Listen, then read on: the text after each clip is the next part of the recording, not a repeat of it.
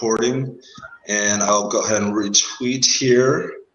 And so I have the pleasure of sitting here with my mentor and one of my mentors, the most awesome mentor there is. Her name is Q. She goes, Monique Hoffman is her official name, but she goes by Q, or Q the brand. And just want to ask you a couple questions about your journeys through entrepreneurship. Is that okay with you? Of course. Okay, if I said no, we would be stuck here still. This is true. This is true. So thank you so much for taking time out of your day to speak with me. Little me, my name is Daryl. I run Carte Blanche Media. But first question for you is, what inspired you to get into entrepreneurship? I wasn't really inspired. I was forced into it by the universe, if anybody believes in that. None of my businesses, well, I take that back. Q the brand was not an intentional business. I saw a need and I fulfilled it. And it just, like I didn't say one day, I'm going to start a business. Just didn't happen. The business started itself, if that makes any sense. Mm-hmm. Okay. All right. And my understanding is that you are classically trained chef. Now, how does that influence your work today?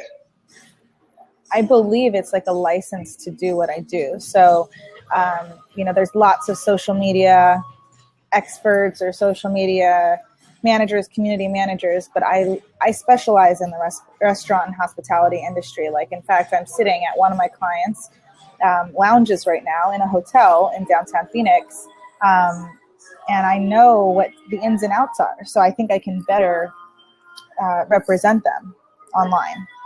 Okay.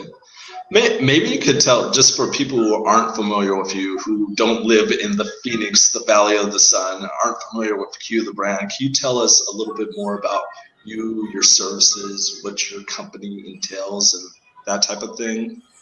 So Q the brand has a couple meanings. It's Q the brand, as in Q is the brand, I am the brand, it's Q. The other meaning is like Q up the brand. So like someone who's next in the queue. That makes sense? Yeah. So all my clients are, I never really promote them as, like, you've never seen me, Daryl, invite you to like my fan pages of my clients because they are my clients. I've always invited you, or I want you to always like them because you like them and you like the content that's being generated. I never, ever, ever really invite people to like those pages because they're my clients.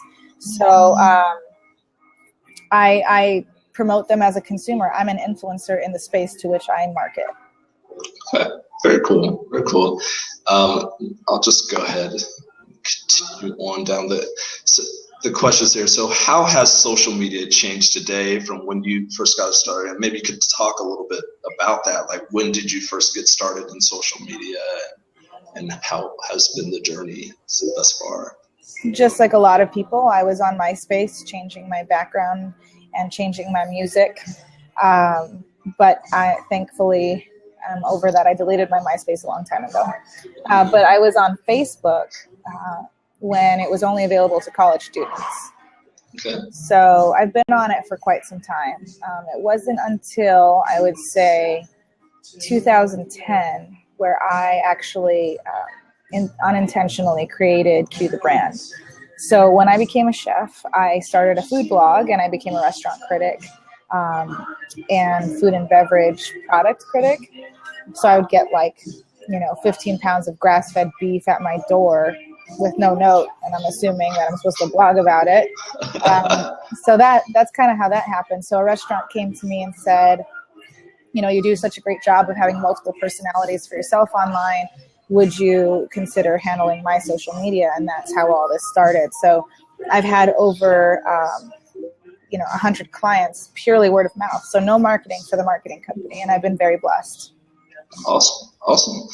And what are some of the trends that you see occurring with social media going forward right now? Well, obviously live streaming, huge fan. You're a bigger periscoper than I am. I actually prefer Blab over Meerkat and Periscope, and here's why. I like the interaction. Like I thrive on this type of interaction. It's the same way I love being on stage with a microphone, because I get to, tell what the energy in the room is and see people's reactions to things. Yeah. I don't like how Periscope is very one-sided. I personally have a really hard time being entertaining with it being so one-sided. No, I completely agree with you. I love Blab. I was actually like doing a Periscope this morning, and like somebody was like, "Hey, I love Periscope. I'm addicted to Periscope," and I'm just like, "Well, then don't do anything with Blab, because you will not get sleep." Because like the first week I was on here, I like got 2 hours of sleep basically while I was on here, and I don't know, it's kind of a very interesting platform. But I'm not going to steal your thunder. I'm going to go ahead and continue on with the questions, and then maybe we can make it more conversational. That'd be great. I'd love people to jump into the room.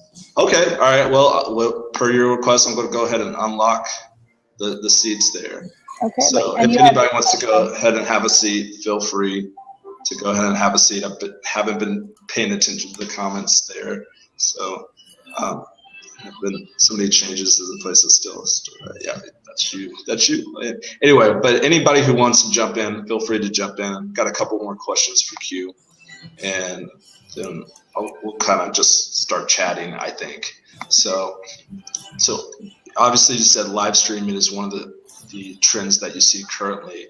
Let's see, let me ask you this. This is kind of a off question here, but like, what are some trends that you maybe saw a couple of years ago that you thought would take off but didn't really take off, or there were trends that you kind of caught right as they were beginning? If you want to answer either one of those questions. I'm not a future teller. I like to see, I don't just jump on the first trend, to be honest with you. I like to, I have like an Apple way of doing things. We make sure that it's stable enough before using that technology. Gotcha. So, I mean, I did jump on the Meerkat and, Periscope bandwagon at first, but I didn't, with some of the other stuff like Vine, wasn't a huge fan. Yeah. I've always been into photos being published. So, yes. I was never one of those Facebookers, or especially for my clients, I never post anything that doesn't have some sort of media attached to it, whether it's video or photograph. Like, I don't even just post links. So I know that photos were always going to be big in social media. And so it's not really answering your question. I mean, these platforms, I've been a huge fan of Twitter since the very beginning, and Twitter has kind of, obviously Periscope and Blab have made Twitter popular again, but I've always been a hardcore Twitter fan. Okay. No, like I think Twitter, I think you kind of did answer my question there. Kind of moving into the visual there is like definitely a trend that has taken place in the past there, and is definitely, you can see it right now. The way I like to kind of explain it to clients is like, used to be that if you were eating ice cream, you would type on Facebook, "Hey, I'm eating ice cream." And it got to the point where you would take a picture of you eating the ice cream. Now it's like the video of you eating the ice cream is kind of what veers to the top. And then it's the picture, and then it's like you typing, "Hey, I'm eating ice cream," and nobody even reads that. So yeah, that's kind of where it's at right now, in my opinion. But my opinion doesn't really matter that much. But let me go ahead and move on here. So what does a typical day for you look like there? Every day is different, which is why I love what I do. And honestly, it's like hour by hour. Every day I plan on having a particular schedule, and then something will happen and it goes out the door. So I wish I had more computer time. My business has morphed into where I have to physically be places to for meetings. You know, when you go into the hospitality space, hotels love their meetings. They love their conference calls. They love all of that. And so, you know, the typical day that I want to have is where I'm spending more time doing stuff like this and getting back to becoming an influencer in the food space and hospitality. I don't think that I necessarily lost that influence. I just am not top of mind as much because I'm too busy working. I'm too busy in other meetings and, you know, dealing with client stuff. So I'm switching my days to work more on my brand. Trying to streamline my work a little bit. But I do have several companies, so juggling is something I definitely do on a daily basis. And as you know, like you say to me, where can I catch you? That's your first problem. Thinking that you can catch me somewhere, because I might plan to hang out somewhere all day, but then it doesn't happen. Right. I'm going to go ahead and stay on the path here, and then I'll just jump into other questions possibly here. So where do you see your company in, say, 5 years from now? I see my company just where it is, but bigger. And you know, I think that it's going to be keeping up with the trends. I think there's going to be a lot more content coming out of Q the brand itself, which is something that I'm lacking. So, you know, just much more in the hotel space, more so in the restaurant space. Okay. All right, cool. And go ahead. Do you have any mentors that you look up to today for direction at all? No, not really. I really have I have a core group of people that listen to me rant about things. Okay. I thrive off of a sounding board. So typically, I learn my lessons better if it is a human nature. You know, if we come to the solution ourselves, if we work through it ourselves, we tend to learn a better lesson than if somebody tells us how to solve a problem, which is what I do with you most of the time. I don't just tell you what to do. It's, you know, I ask you questions and I test you a lot, probably more than you would like. Yes, you do. But it's so that you would get the why. If you know, people help me get to the why. They don't, but that's the type of mentor I like to have. Gotcha. I don't want people just telling me what to do. I've had people that share, you know, this is how I did it, so you should do it this way. But I always found their business to be so different than mine. Everybody has their own approach. Like, you know, you have your own approach, I have my own approach, but it doesn't mean that we can't learn from each other. So I just like to have a sounding board. Gotcha. Rather than a mentor. And obviously you're my mentor. Let me kind of veer off of that question a little bit. Have you ever had like a mentor in business that you looked up to, or is there like anybody who's like really doing well there in the stratosphere, billionaire or like multimillionaire wise, that you kind of look up to at all? I'm probably forgetting someone, but I can't think of anyone at the moment. Okay. Cool. Not offhand. All right. And the next question kind of veers into like the sounding board part, I think, a little bit. Are you a part of a mastermind group at all? And what is your definition of mastermind? So my definition of mastermind group is two or more people coming together on a regular basis to help each other with their goals, and usually it's entrepreneurial goals in business, I would say. I am part of a peer mentorship group filled with a variety of different entrepreneurs at different stages in their business, in different niches. The host, if you will, or the business coach is Cindy Gordon from Culture Shock Coaching. And it's just a great it's a great group of people. We come every month. We meet monthly for 4 hours, 4 long hours. And we come with questions or concerns, or, and then we hold each other accountable.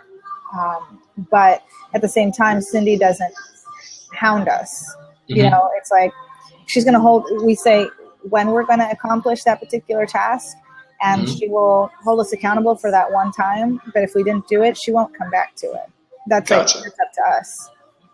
Interesting. No one can handhold you through your business. This is true. This is true. I'm learning this slowly but surely. But let me actually know a little bit more about that. So is that a paid mastermind group? Do you pay the business coach to be a part of that? Okay. Absolutely. And then she meets with you one-on-one as well. Okay, awesome. And how is that group? Like, what's kind of the makeup? Obviously, probably not another social media person in that group. No, I'm definitely the youngest. I'm definitely the only one in marketing. So a lot of my advice comes from a place of marketing and reputation management or branding. We have someone in the pet business, but she does a lot of franchises. We have someone in IT, legal IT, and there's another serial entrepreneur who's mostly in the real estate, a little bit of tech. So, and there's a couple other people, but there's 2 different groups, but this is the higher level group. Okay. Tell me about that. Like, there's 2 different groups. So they have like a group that... Well, there's 2 packages that you can subscribe to. And so the higher level is the more expensive one that includes one-on-one coaching with Cindy. Okay. All right. So is the other one more of a group coaching then, or? I'll send you the information later, but it's... Oh, no, I was just curious. I didn't mean to veer... for culture shock coaching. Didn't mean to veer too far off the rails there. I was just like... I'm naturally curious there, so yeah. No, that's fine. I don't have all the details because it's not my product, and I, to be honest with you, did not look into any of the other groups. I'll put the link right here. You can look at it later. I did not look into any of her other packages. I just joined the one because I actually know the people in it. Cool, awesome. And what is one lesson or piece of advice that you would like to share with someone who's just getting started in social media? So. Be social. Listen and build relationships. Be social. Think about what it's like to be at a networking event and not being social. You're on the corner and you're thinking, why in the world did I even leave my house, get ready, and come here? I'm going to get nothing out of it. Unless you're social online or in person, you're not going to know who's in the room. You're not going to learn anything. You're not going to meet people. It's the same thing. And I find a lot of people hide behind their computers, whether it's a community manager or just people in general. They use this screen to hide behind. And they either are not genuine or they just... I don't know. They feel like they're social because they're hearing other people talk, but we like to hear things from all of you as well. So.